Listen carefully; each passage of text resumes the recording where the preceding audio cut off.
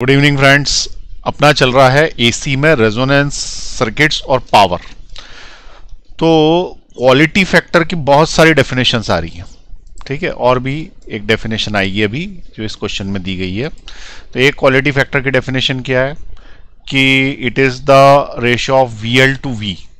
दूसरी डेफिनेशन क्या है, it is the ratio of XL to Z या R, क्योंकि रेजोनेंस के समय Z R के बराबर हो जाता है। और तीसरे नंबर की जो डेफिनेशन थी क्वालिटी फैक्टर की वो क्या थी, it is equal to omega not divided by bandwidth. और सबसे फॉर्मूला एक ही आ रहा था 1/R√LC। अब यहाँ एक नया क्वेश्चन आ गया, ये बोल रहा है कि if at resonance the maximum energy stored in the inductor is E and the energy dissipated in the resistor per cycle is H, find the ratio of E/H। और उसका आंसर क्वालिटी फैक्टर के terms में आ रहा है, ठीक है। तो थोड़ा कठिन है क्वेश्चन, तो अपन सॉल्व करने की कोशिश करते हैं कि क्वालिटी फैक्टर कंसेप्ट तो हमें पता पड़ गया है। अब उसको जो है ये एनर्जी के फॉर्म में कैसे लिंक कर दिया इसने, ये क्वेश्चंस में देखते हैं, ठीक। चलिए स्टार्ट करते हैं, ठीक। तो सबसे पहला क्वेश्चन एक बार आप ध्यान से पढ़ लें। If at resonance the maximum energy stored in the inductor is E, अच्छा, and the energy dissipated in the resistor per cycle is H। तो पहले तो energy dissipated in resistor per cycle निकाल लें। Energy dissipated per cycle in resistor. Resistor यदि लगा है तो उसके अंदर हर साइकिल के बाद कितनी एनर्जी डिसिपेट होगी ये अपने को पता करना, ठीक। तो कैसे पता पड़ेंगे, तो हीट एनर्जी का फॉर्मूला तो होता है I²RT, लेकिन ये तब होता है जब कांस्टेंट करंट जा रहा हो। लेकिन यहां कोई कांस्टेंट करंट तो है नहीं। ये कब लगाते हैं अपन, DC में। DC का मतलब जो कांस्टेंट करंट जा रहा हो। लेकिन AC में क्या होता है, तो AC के अंदर कितनी हीट प्रोड्यूस होती है हम पहले निकालेंगे, ठीक है। यहाँ पे एक बहुत इंपॉर्टेंट कंसेप्ट बनेगा, लास्ट में बताऊंगा। पहले अपन समझे कि AC में हीट कितनी प्रोड्यूस होगी अगर रेजिस्टर लगा है तो मान लो कि एक रेजिस्टर लगा हुआ है और नीचे तुमने AC करंट बहा दिया और AC करंट का वोल्टेज तुमने दे दिया V is equal to V0 sin ω t। अब उसने बोला कि बताओ एक साइकिल में हीट कितनी प्रोड्यूस होगी, हीट प्रोड्यूस्ड इन 1 साइकिल, ये इसने पूछा, ठीक है। तो एक साइकिल में कितनी हीट प्रोड्यूस होगी ये कैसे निकलेगा, तो एक साइकिल में कितनी हीट प्रोड्यूस होगी इसके लिए हमको इंटीग्रेशन करना पड़ेगा, ठीक है। तो चलिए पहले अपन देखें कि करंट वेरिएबल है, ये समझ में आई बात आपको। करंट चेंज हो रहा है, तो एक बार पहले इसको समझें। करंट चेंज हो रहा है और करंट कैसे चेंज हो रहा है, ये ऐसे ऊंचा नीचा होता रहता है, ऊंचा नीचा होता रहता है। इसका मतलब करंट की वैल्यू कभी पूरी हो जाती है, कभी थोड़ी रह जाती है, ऐसे बढ़ती है। तो हीट धीरे धीरे बढ़ती होगी ना उसके अंदर। फिर उसके बाद करंट कम हो जाता है तो हीट कम हो जाती है। फिर करंट इधर जाता है, उससे कोई फर्क नहीं पड़ता, हीट को कोई मतलब नहीं है, करंट इधर जा रहा है कि इधर जा रहा है, वो तो रजिस्टर गर्म होगा ही। लेकिन वैल्यू के कम ज़्यादा होने से उसके अंदर एक समान हीट नहीं रहती, तो कभी ज़्यादा हीट कभी कम हीट, तो फिर हमें एवरेज हीट निकालनी पड़ेगी ना। जबकि DC के केस में क्या था, DC केस में एक जैसा करंट, तो एक जैसी हीट लगातार वैसी की वैसी हीट मिल ही जा रही है उसको, तो इसलिए H=I²RT चल गया था। लेकिन यहाँ नहीं चलेगा। तो मान लो कि थोड़ी देर के लिए हीट जो प्रोड्यूस हुई वो हुई स्मॉल हीट, और स्मॉल हीट जो प्रोड्यूस हुई उसको अपन ने बोल दिया DH। तो it is equal to I²RDT, ठीक है। तो small heat, small amount of heat in time dt, छोटे समय में इतनी हीट जरा सी नन्ही सी पैदा हो गई। अब ये जो आई है क्या, ये उस समय का करंट है, उस समय का करंट, उस समय का करंट। किस समय का करंट, जिस समय हीट जरा सी पैदा हुई, हल्की सी। तो वो जो जरा सी हीट पैदा हुई उस समय का करंट कहलाता है इंस्टेंटेनियस करंट, जिसकी हम इक्वेशन लिखते हैं। और इसकी इक्वेशन क्या लिखते हैं, I is equal to I0 sin ω t। क्योंकि जब रजिस्टर है, सिर्फ रजिस्टर है, तो उसमें फाई तो आएगा ही नहीं ना, क्योंकि वो तो फेज में होता है। तो I equal to I0 sin ω t plus phi लिखने की जरूरत नहीं, इतना ही लिख देंगे। तो यहाँ पे मैंने लिखा DH is equal to I की जगह मैंने डाला I0 sin ओमेगा टी और ऊपर लगा स्क्वायर और रेजिस्टेंस और डी टी, इतनी हीट प्रोड्यूस हुई। तो D H is equal to I not square sine square omega T into R D T का अगर मैं इंटीग्रेशन कर दूं 0 से लेके पूरे समय तक के लिए, तो मुझे हीट मिल जाएगी पूरे एक साइकिल की। ठीक है, तो फॉर 1 साइकिल हीट निकल गया, एक साइकिल की इतनी हीट निकल जाएगी। अब ये हो गया H which is equal to कितना हो गया, I not square integration of 0 से लेके T आर भार sine square omega T D T. अब तुम्हें मैंने बहुत बार बोल दिया कि इसको तो याद कर लो भाई, ये बार बार काम में आता है, तो तुमको याद हो तो इसका इंटीग्रेशन रटवा दिया है मैंने, और इसका इंटीग्रेशन होता है 0 से टी तक sign square omega T D T का t/2। ठीक है, नहीं रटा हो तो रट लें, क्योंकि बार बार अपन करेंगे नहीं, एक बार करके भी दिखा दिया था। अब ये हो गया I not square R into t/2, इतनी हीट प्रोड्यूस होगी। यहाँ पे देखें करीब करीब आधी ही हीट प्रोड्यूस हो रही है, करीब करीब क्या आधी ही हीट प्रोड्यूस हो रही है। जब डीसी में प्रोड्यूस होती है तो पूरी, और एसी में प्रोड्यूस हो रही है तो आई नॉट स्क्वायर क्या थी।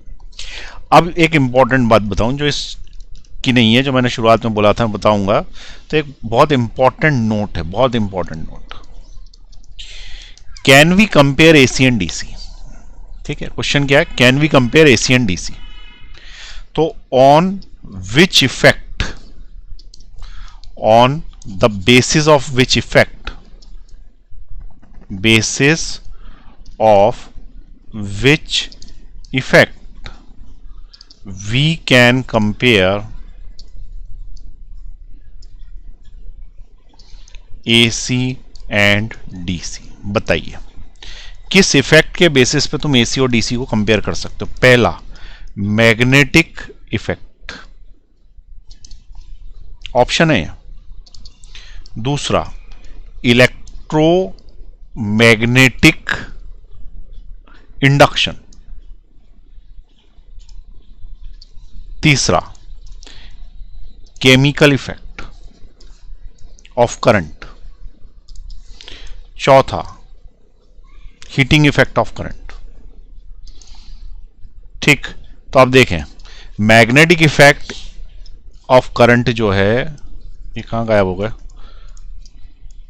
मैग्नेटिक इफेक्ट ऑफ करंट जो है वो एसी शो नहीं करता, केवल डीसी शो करता है।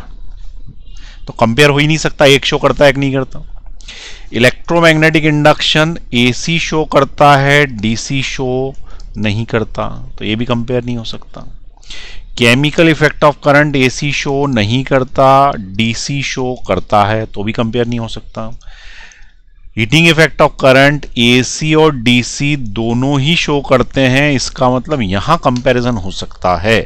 तो अगर किसी ने बोला कि कंपैरिजन एसी और डीसी के बीच में करना है, तो हमारे पास ऑप्शन ही है कि हीटिंग इफेक्ट ऑफ करंट से कंपेयर कर लो। अब हीटिंग इफेक्ट ऑफ करंट से कंपेयर इसलिए कर लो क्योंकि दोनों के दोनों हीट प्रोड्यूस करते हैं। आई बात समझ में, दोनों हीट प्रोड्यूस करते हैं।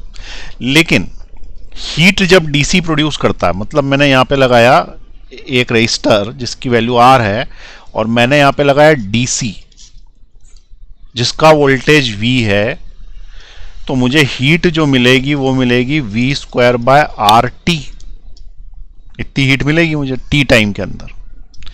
लेकिन अगर मैंने इसके अंदर रेजिस्टर की जगह रेजिस्टर पे एसी लगा दिया तो मुझे कितनी हीट मिलेगी, तो उसका आंसर है एक साइकिल की हीट मिलेगी आपको V²/2RT। एक साइकिल में इतनी हीट मिलेगी। तो इसमें भी टी समय में, इसमें भी टी समय में इतनी हीट मिलेगी, इसमें टी समय में इतनी हीट मिलेगी। और ये दोनों हीट्स की वैल्यू अगर बराबर करनी है, तो तुम ये पहले बताओ कि ये फॉर्मूला आया कहां से। तो बोलना अभी हाल डिराइव कराना, वही फॉर्मूला है, ये अभी हाल डिराइव करा है मैंने ऊपर इसके। ठीक है, ये तो पहले से ही पता है H = V²/R×T। तो कैपिटल टी समय में इतनी हीट प्रोड्यूस होगी, तो अपन ने डीसी में पढ़ा है हीटिंग इफेक्ट ऑफ करंट में। और ये जो एसी का फॉर्मूला ये अब भी हाल डिराइव करा, अब भी हाल किया है कि नहीं किया। देखो ऊपर ये रहा फॉर्मूला H = this। इसमें तुमको क्या करना, V = IR ही तो रखना, तो V0 I0R। तो heat is equal to I not की जगह तुम क्या डालोगे, वी नॉट बाय आर, और ये square into R into T by two. इसका मतलब ये कैंसिल आउट होंगे, तो हीट का एक फॉर्मूला क्या बनेगा, V not square T by two R. ये एक दूसरा हीट का फॉर्मूला वोल्टेज के टर्म्स में आ जाएगा। ठीक है, तो ये वाला जो फॉर्मूला वोल्टेज के टर्म्स में आया है यही यूज़ करा है मैंने, दोनों एक ही फॉर्मूले हैं। तो यहाँ पे वोल्टेज के टर्म्स में V not square T by two R. अब ये जो फॉर्मूले दो बने, इसमें इसको क्या मैं ऐसा लिख सकता हूँ, V not by root two का whole square into T by R. क्या ये और ये एक ही है, बोले हाँ एक ही है, रूट टू का स्क्वायर होकर वही बन जाएगा। ठीक है, अच्छा अब मैं इसको कंपेयर करा रहा हूं, h is equal to V square by R into T से। ये जो आ रहा है इसको मैं इससे कंपेयर करा रहा हूं, तो इसको अगर अपन कंपेयर कराएं तो हम ये बोलेंगे कि ये है AC और ये है DC, और बनाते दोनों सेम हीट है। ये भी हीट H बनाता है, ये भी हीट H बनाता है, टी समय में बनाता है, ये भी टी समय में बनाता है। जब रेजिस्टेंस आर लगाते हैं तब आर लगाते हैं, लेकिन इसमें वोल्टेज लगानी पड़ती है वी स्क्वायर और इसमें लगानी पड़ती है V not by root two का स्क्वायर। इसका मतलब इसमें वोल्टेज लगती है वी, तो इसमें लगती है V not by root two. और ये V not by root two को क्या अपन वी आर एम एस लिख सकते हैं, तो उसका आंसर है हाँ लिख सकते हैं। इसका मतलब ये हुआ कि अगर ध्यान से सुने, अगर हम AC में VRMS लगाएं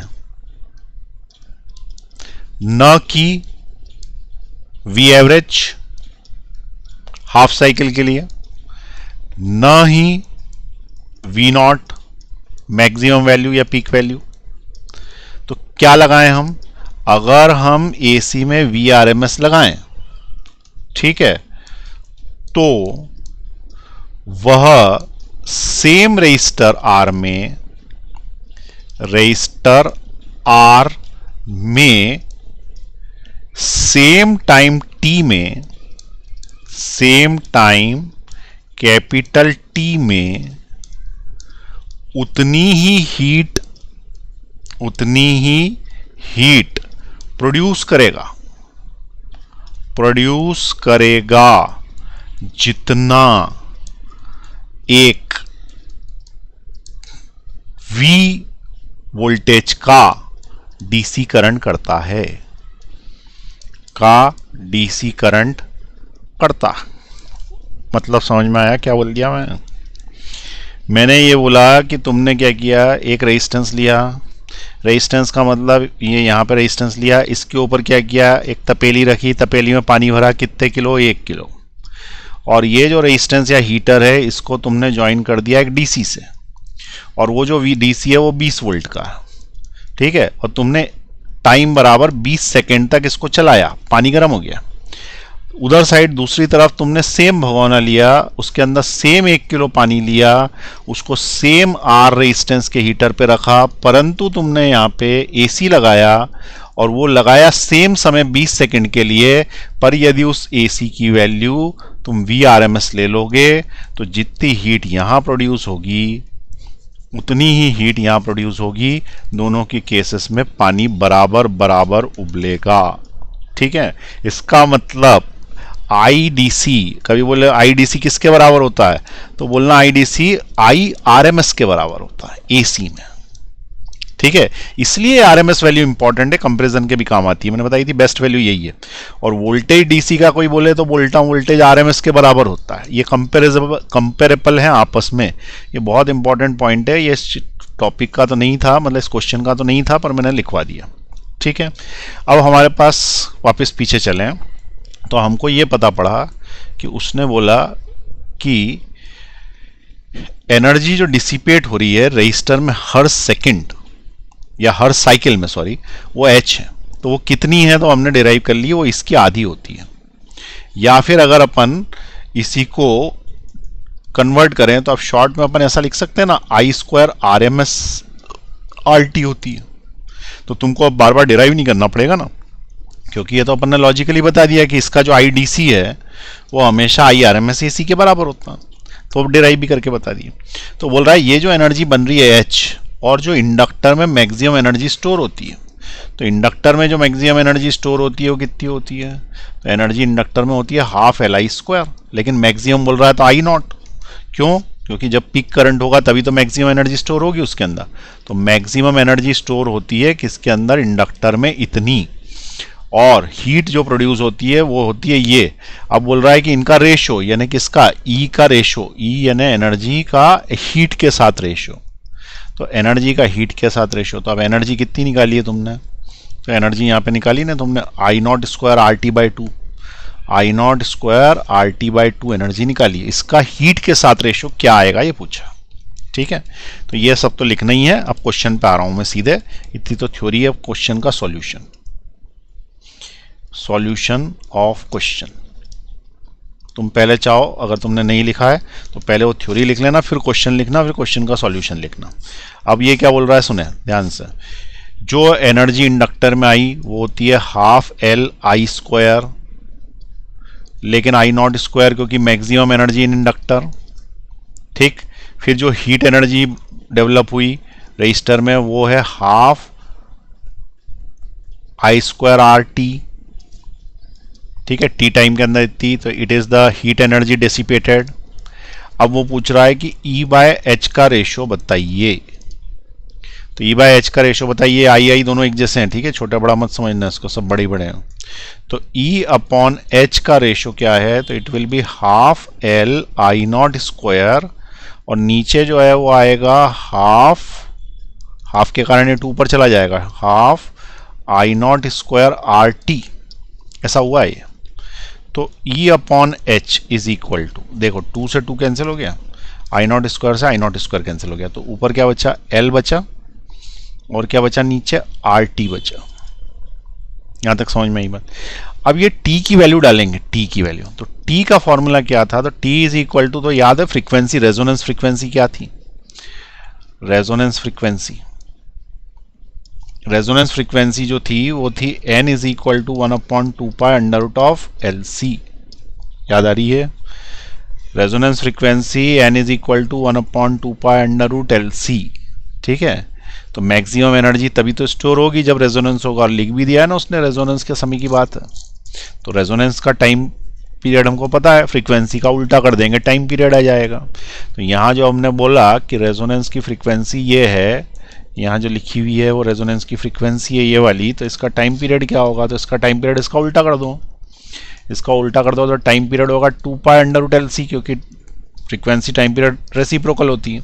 अब ये उठा के इसके अंदर रख देना, ये रख देना, तो इससे क्या मिलेगा? E/H is equal to L/R, और T की जगह रख रहा हूँ मैं 2π√LC।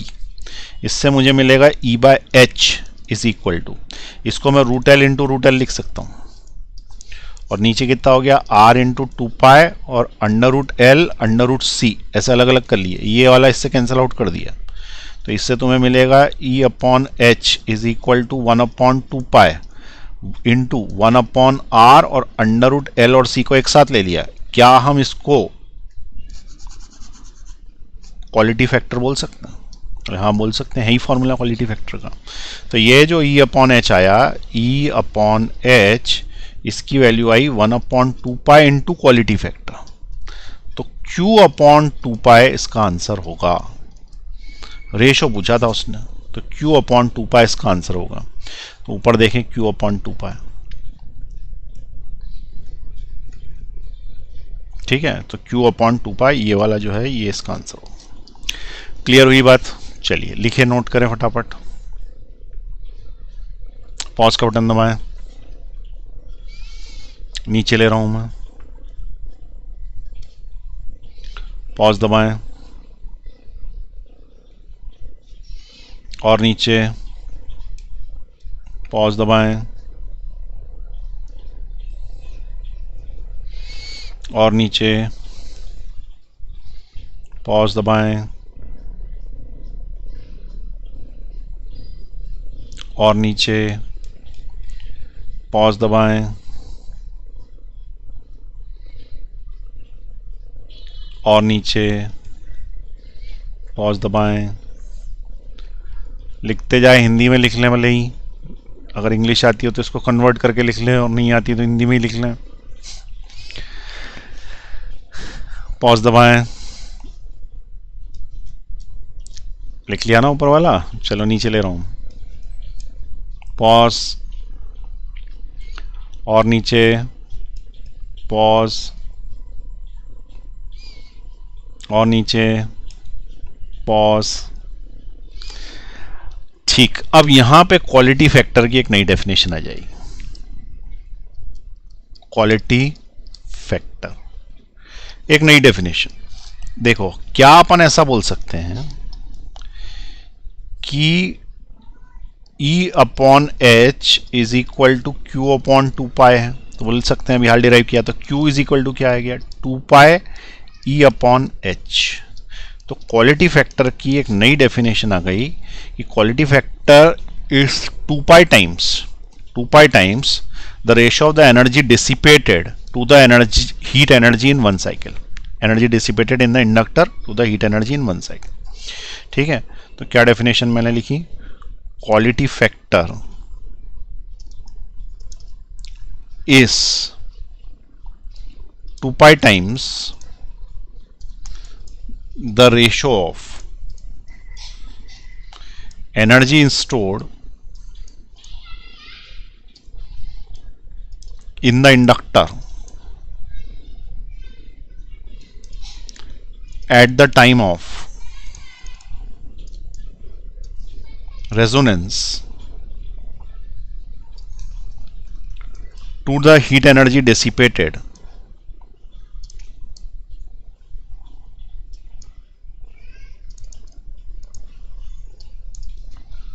in the resistor for one cycle। ये क्वालिटी फैक्टर की चौथी पांचवी डेफिनेशन हो गई। अब मैं सारे एक साथ लिख देता हूं, अब हो गए जितनी भी क्वालिटी फैक्टर का होना था सब हो गया उसका। अब यहां पे मैं क्वालिटी फैक्टर का एक ही साथ सारे के सारे फॉर्मूले लिख देता हूं। क्वालिटी फैक्टर, बोलो क्या क्या फॉर्मूले थे, तो पहला था ये एल लगाए, कैपेसिटर लगाए और रजिस्टर लगाए और रेजोनेंस हो गया। रेजोनेंस कब हो गया, जब इसके आसपास एक्सएल रेजिस्टेंस हो और इसका एक्सी रेजिस्टेंस हो, टकरा के कैंसिल आउट हो जाए तो केवल आर बचेगा, और इसके आसपास वोल्टेज वी एल हो, इसके आसपास वोल्टेज वी सी हो और इसके अंदर वोल्टेज वी लगा के रखी हो, और यहाँ पे अगर हीट प्रोड्यूस हो रही है वन साइकिल में अगर एच हो, ठीक है, और इसमें जो एनर्जी स्टोर्ड हो रही है वो हो रही है एनर्जी इन इंडक्टर और वो मैक्सिमम होगी। ठीक है, उतनी ही एनर्जी इसमें स्टोर होगी। ठीक है, ये याद रखना, कैपेसिटर में भी सेम एनर्जी स्टोर होगी और वो भी मैक्सिमम होगी। इसकी एनर्जी सेम आती है, तो इसका अपन एनर्जी इन इंडक्टर की जगह एनर्जी इन कैपेसिटर भी लिख सकते हैं, हाफ CV स्क्वायर से भी डिराइव हो जाता है। चलिए अब क्वालिटी फैक्टर की डेफिनेशंस क्या क्या हो चुकी हैं एक साथ लिख रहे हैं। पहला, सबसे पहला वोल्टेज एम्प्लीफिकेशन होता है, इसलिए क्वालिटी फैक्टर को अपन VL/V लिख सकते हैं, पहला फॉर्मूला। दूसरा फॉर्मूला, क्वालिटी फैक्टर को अपन VC/V लिख सकते हैं। तीसरा फॉर्मूला, क्वालिटी फैक्टर को अपन XL/R लिख सकते हैं। चौथा फॉर्मूला, क्वालिटी फैक्टर को अपन XC/R लिख सकते हैं। ठीक है, और R को हम Z लिख सकते हैं क्योंकि रेजोनेंस में R Z के बराबर हो जाता है। ठीक है, किसमें, रेजोनेंस में, तो इसलिए अगर Z लिखा हुआ मिले तो भी कोई घबराने की बात नहीं है। उसके बाद पांचवें नंबर पे क्वालिटी फैक्टर का जो अपन ने फॉर्मूला निकाला वो बैंडविड्थ के फॉर्मूले में था, तो उसके अंदर हमारा आया था ओमेगा नॉट ऊपर, ठीक है, ओमेगा नॉट ऊपर और नीचे आया था डेल्टा W, तो it is resonance angular frequency और नीचे क्या आ गया था, बैंड विड्थ। ठीक, उसके बाद 6 नंबर का जो फॉर्मूला वो अपना निकला है वो, अच्छा उसके पहले 1/R√L/C भी निकला, ये सबका कॉमन फॉर्मूला है। उसके बाद 7 नंबर पे अभी जो निकला है वो है quality factor is equal to 2 pi times energy in inductor divided by heat for one cycle. ठीक है, maximum energy inductor divided by heat in one cycle. इसी को तुम अगर एनर्जी इन कैपेसिटर भी लिख देते हो तो भी गलत नहीं है। Energy in capacitor, maximum energy in capacitor divided by heat in one cycle in register. तो ये 8 अलग अलग तरीके से क्वालिटी फैक्टर को दिखा सकते हैं, ठीक है। और क्वालिटी फैक्टर बढ़ाना है तो सिंपल सी बात है, रेजिस्टेंस कम करना। क्वालिटी फैक्टर बढ़ाना, रेजिस्टेंस कम करना। तो अच्छी क्वालिटी के जो सर्किट होते हैं ना, उसमें हम रेजिस्टेंस चांदी के लगाते हैं, वायर्स। सिल्वर का रेजिस्टेंस सबसे कम, इसलिए सर्किट यदि सिल्वर का बना है तो बेस्ट है। तो उसका क्वालिटी फैक्टर अच्छा होगा, ट्रांजिस्टर अच्छे से सुनाई देगा, टीवी अच्छे से ट्यून होगा। ठीक, चलिए अब ये यहाँ तक हो गया। अब आप यहाँ पे लिखना चाहें यहाँ से लिख दें, पॉज दबाएं, लिख लें।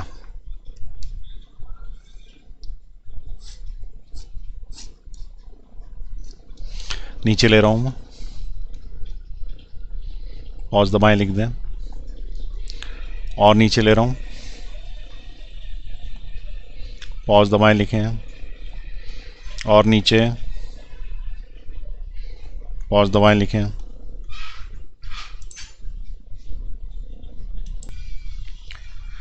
तो अपन पढ़ रहे हैं पावर और रेजोनेंस और पावर फैक्टर और फाई, कॉस फाई और उसके आपस में रिलेशनशिप, क्वालिटी फैक्टर वगैरह। तो पावर पढ़ने का अपन ने ये तरीका अपनाया था यहाँ पे कि हमने बोला कि अगर डीसी करंट चल रहा है सीधे सीधे तो power equal to I square R T, heat, और power is equal to work done upon time taken, that is heat upon time taken. तो पावर कांस्टेंट होती है किसमें, डीसी में। लेकिन एसी में पावर कांस्टेंट नहीं होती, तो हमको क्या करना पड़ा कि एवरेज करनी पड़ी पावर। तो पिछली क्लास में हमने जब उसको डिराइव किया था तो हमने क्या किया कि पावर की इंस्टेंटेनियस वैल्यू निकाली और उसको 0 से लेकर टी तक इंटीग्रेट कर दिया। और इंटीग्रेट करने के बाद हमने जो है वो बोल दिया कि ये इसकी इतनी पावर आएगी, that is half V not I not cos phi, that is the power average, ठीक है। या V R M S I R M S cos phi, ऐसा भी बोल दिया। तो बेसिकली ऐसा क्यों हुआ, तो इंटीग्रेशन से तो समझ में आ गया। एक और आसान तरीका है जिससे अपन ये समझ सकते हैं कि हमको उसमें कॉस फाई क्यों लेना पड़ा, ठीक है। जबकि पावर का फॉर्मूला तो वी नॉट आई नॉट या V R M S I R M S होना चाहिए था। जब मैंने बोला कि करंट को अपन कंपेयर कर सकते हैं आरएमएस वैल्यू से, तो करंट डीसी का आईडीसी आईआरएमएस के बराबर है, आईडीसी आईआरएमएस के बराबर है, वीडीसी वीआरएमएस के बराबर है। तो फिर power equal to I into V, AC में power equal to VRMS IRMS के बराबर क्यों नहीं है, उसमें कॉस फाई क्यों आ गया, पावर फैक्टर क्यों आ गया, ठीक है। तो वो डेफिनेशन जो अपन इंटीग्रेशन करा उससे तो समझ में आ गया। एक और आसान तरीका है जिससे आपको 1 मिनट में समझ में आ जाएगा कि उसमें कॉस फाई क्यों लेते हैं, ठीक है। तो यहाँ पे देखें, बड़ा अच्छा सा कंसेप्ट है ये। पावर इन एसी सर्किट को समझने का एक सेकंड व्यू, सेकंड मेथड, ठीक है, सेकंड मेथड। अब इसमें एक वॉटलेस करंट नाम का भी करंट आएगा, वो भी तुमको समझ में आ जाएगा कि किसको ये वॉटलेस कंपोनेंट बोलते हैं और किसको ये वॉटफुल कंपोनेंट बोलते हैं। तो देखो, हमको ये पता है कि we know that in DC there is no phase difference,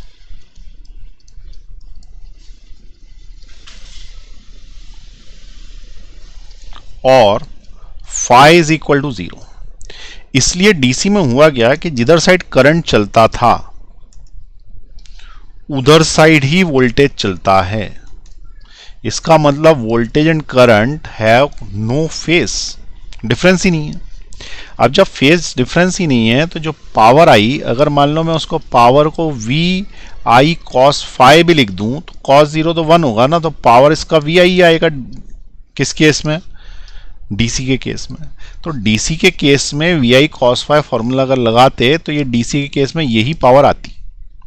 तो ये बात हमें कहां से पता पड़ी, डीसी से। लेकिन जब अपन एसी की बात करते हैं, ठीक है, पहले हमने काई की बात करी, डीसी की, लेकिन जब अपन एसी की बात करते हैं तो there may be a phase difference, there is नहीं बोल रहा, there may be a phase difference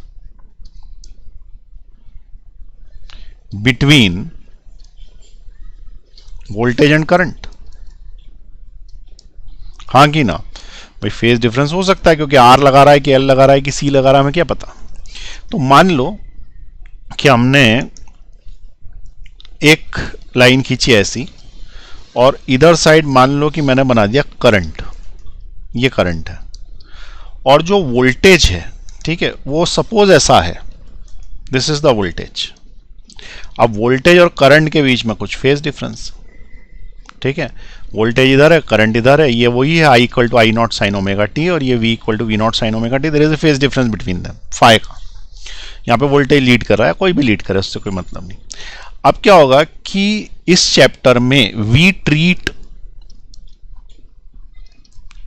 current and voltage as vectors.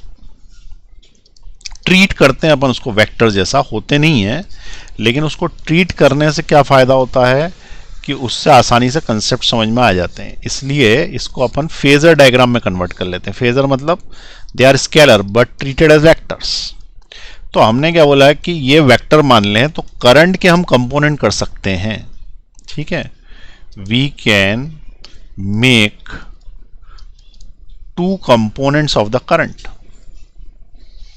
Components of current. पहला जो कंपोनेंट आएगा it is along the voltage, और दूसरा जो आएगा it is perpendicular to the voltage. एक वोल्टेज के अलोंग कर सकते हैं, एक परपेंडिकुलर टू द वोल्टेज कर सकते हैं, तो कर देते हैं। तो करंट का एक कंपोनेंट जो इधर आएगा वो आएगा आई कॉस फाई, और जो कंपोनेंट इस साइड आएगा इसका, जो कि उससे 90 डिग्री पे आना चाहिए, तो ये कंपोनेंट बनता है वो। तो ये वाला जो कंपोनेंट आ रहा है it is I sine phi, ठीक है। तो कंपोनेंट कौन सा, I cos phi is along the voltage and it is generating the power and it is generating the power या losing the power, पावर खर्च कर रहा या जनरेट कर रहा, हीट जनरेट कर रहा। अब यहां पे देखो, इसके पहले डीसी में क्या हुआ था, वोल्टेज का पूरा कंपोनेंट करंट की तरफ था, या करंट का पूरा कंपोनेंट वोल्टेज की तरफ था, तो यही पूरी की पूरी पावर जनरेट कर रहा था, तो पावर का फॉर्मूला ही भी यही आ गया। लेकिन यहां क्या हुआ कि करंट का सिर्फ कंपोनेंट आई कॉस थीटा ही है, जो कि वोल्टेज के अलोंग है, जिसको वोल्टेज से कुछ मतलब है, और दूसरा जो कंपोनेंट है कौन सा, आई साइन थीटा, इसको वोल्टेज से कोई मतलब नहीं है, क्योंकि इससे 90 डिग्री पे आ गया। तो ये वाला जो कंपोनेंट है कौन सा, I sine theta, it is not responsible to generate the power. The only component responsible to generate the power is I cos phi. तो अगर ये आई कॉस फाई ही जनरेट कर रहा है पावर को, तो इस वाले केस में हम ऐसा बोल सकते हैं कि power is equal to V not I not cos phi. तो पावर क्या हो जाएगी, वी नॉट, और कंपोनेंट जो वोल्टेज के साथ है।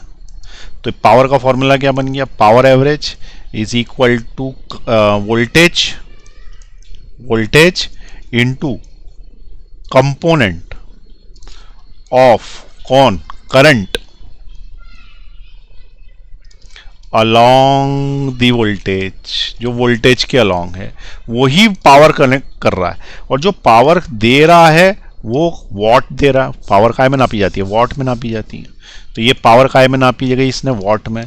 इसलिए ये वाला जो कंपोनेंट है ये वॉटफुल कंपोनेंट कहलाता है, वॉटफुल कंपोनेंट ऑफ करंट। यदि उसने पूछा कि what is the wattful component of the current, तो उसका नाम होगा आई नॉट कॉस फाई।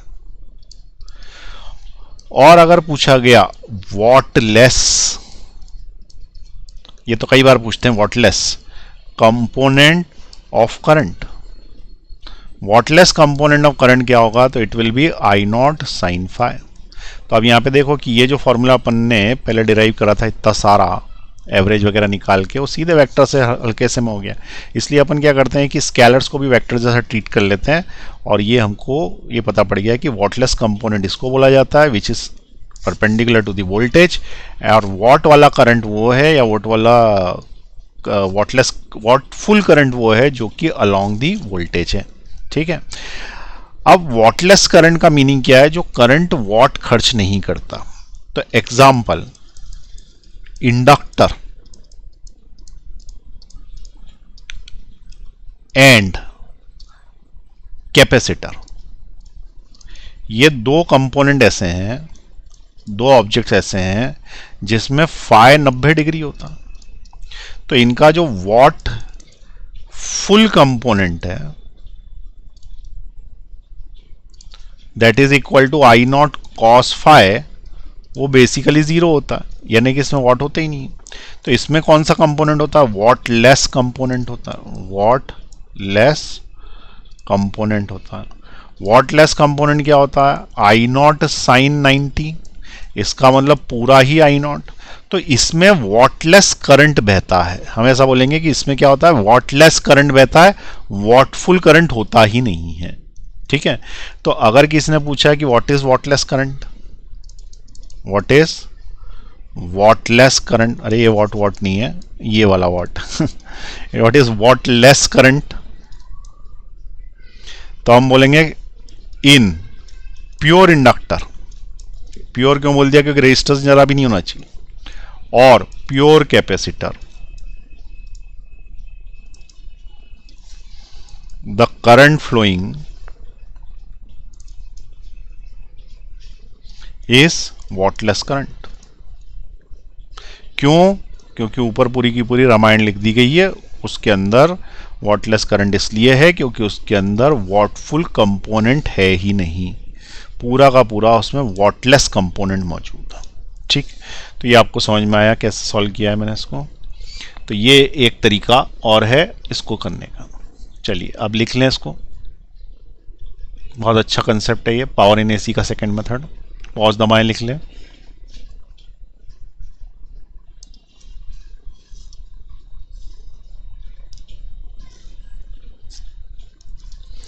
नीचे ले रहा हूं मैं, लिख लें फटाफट, और नीचे ले रहा हूं,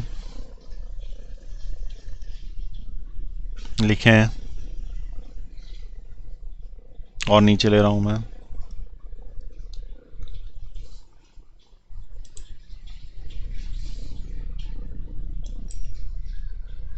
इसको एक्टिव और रिएक्टिव कंपोनेंट्स भी बोलते हैं।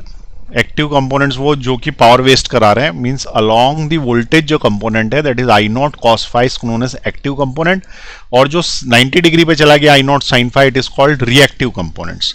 तो तुम यहाँ पे वॉटफुल करंट जहाँ पे लिखा हुआ है वहाँ पे ये एक्टिव और रिएक्टिव कंपोनेंट्स भी लिख लो। ठीक है, क्योंकि कभी पूछे कि एक्टिव कंपोनेंट क्या है, तो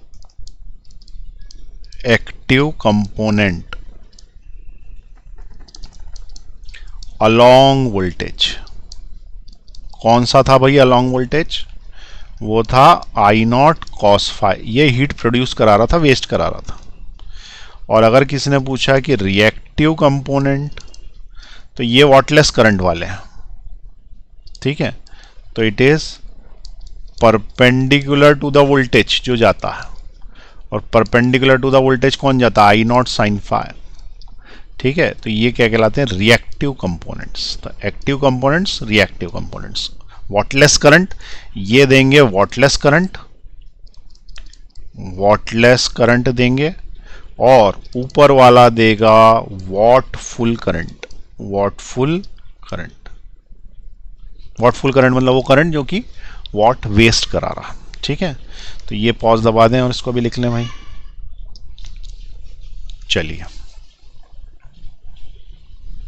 पॉज दबाएं।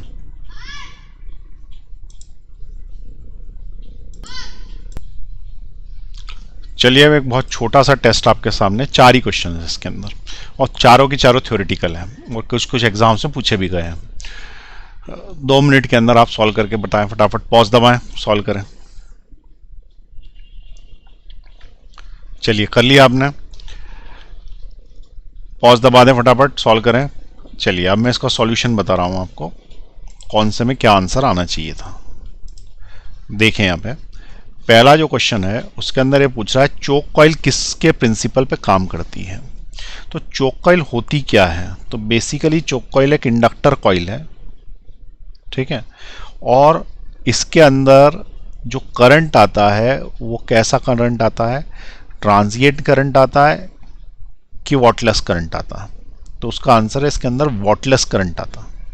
ठीक है, तो चोक कॉइल किस प्रिंसिपल पे काम करती है, वॉटलेस करंट के प्रिंसिपल पे काम करती है, क्योंकि इसके अंदर फेस जो होता है, फेस वो हो जाता है 90 डिग्री। तो पावर लॉस नहीं होता, क्योंकि पावर लॉस का फॉर्मूला है V not I not cos five और कॉस 90, तो पावर इज इक्वल टू 0। तो इसका आंसर क्या आएगा, वॉटलेस करंट। ठीक है, choke coil works on the principle of wattless current. ठीक, तो चोक कॉइल जो रहती है वो वॉटलेस करंट प्रोड्यूस करती है। ठीक है, लेकिन एक चीज ध्यान रखें, यहाँ पे कोई क्वेश्चन में पूछा है, उसने प्रिंसिपल पूछा उसका, ना कि वो क्या प्रोड्यूस करती है पूछा है। तो ट्रांजिएंट करंट वो प्रोड्यूस करती नहीं, बात खत्म हो गई। म्यूचुअल इंडक्शन के लिए दो होता है, ये अपोज करती है करंट का, एज ए रेजिस्टेंस एक्ट करती है और फेज डिफरेंस क्रिएट कर देती है, लेकिन करती क्यों है, ड्यू टू सेल्फ इंडक्शन। तो इसका जो प्रिंसिपल है वो तो सेल्फ इंडक्शन आएगा ना। तो इसका जो सही आंसर है वो है self induction. It produces wattless current but the principle is self induction. ठीक, तो इसका जो आंसर है वो आप सेल्फ इंडक्शन कर लें। फर्स्ट वाले का आंसर जिसका सेल्फ इंडक्शन है वो सही है। ठीक है, it produces wattless current but the answer is self induction, क्योंकि उसने हमसे पूछा है प्रिंसिपल। तो प्रिंसिपल चोक कॉइल का क्या है, तो choke coil is an inductor coil, और कोई भी इंडक्टर कॉइल जो है वो उसका मेन प्रिंसिपल तो जो है वो सेल्फ इंडक्टेंस ही होगा। दो कॉइलें होंगी तो म्यूचुअल इंडक्टेंस होगा। ठीक, तो ये वाला आंसर लगा लें, ये वाला हटा देते हैं।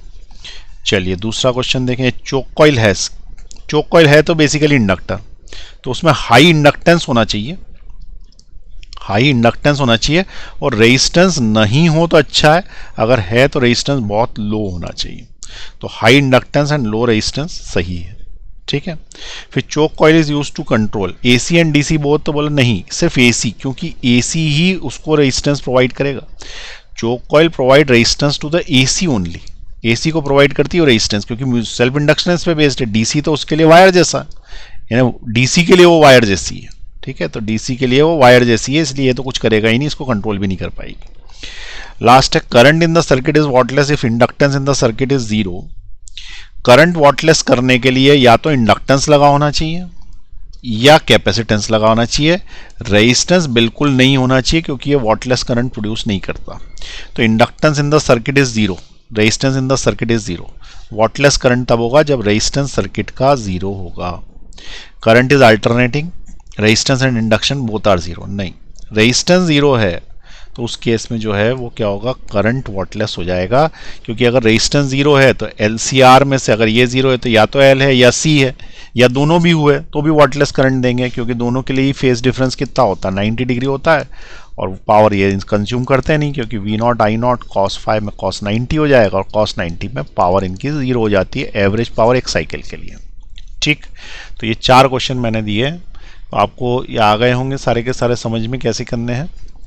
ठीक है, तो अब हमारा इस टॉपिक में क्या क्या हो गया है, तो हमने इसमें अभी जो लेक्चर्स लेटेस्ट पढ़े उसके अंदर हमने पावर पढ़ लिया है, और क्वालिटी फैक्टर पढ़ लिया, रेजोनेंस पढ़ लिया। ठीक है, और चोक कॉइल भी इसके अंदर पढ़ लिया।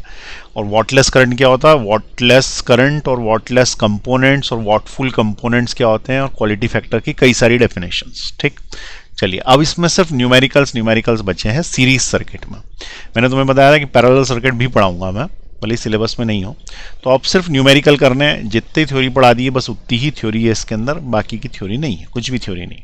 ठीक है, तो अब एक आध कुछ पॉइंट बीच में बताना होगा तो नोट बना के डाल देंगे, अदरवाइज आप सारे फॉर्मूले की एक कॉपी बना लो, और उसके बाद जो है वो कल से अपन इसके न्यूमेरिकल्स करते हैं। बीच में भी करे हैं न्यूमेरिकल्स, लेकिन और एक बार शुरुआत से सारे न्यूमेरिकल्स फिर से करेंगे। ठीक, चलिए नेक्स्ट क्लास में मिलेंगे आप।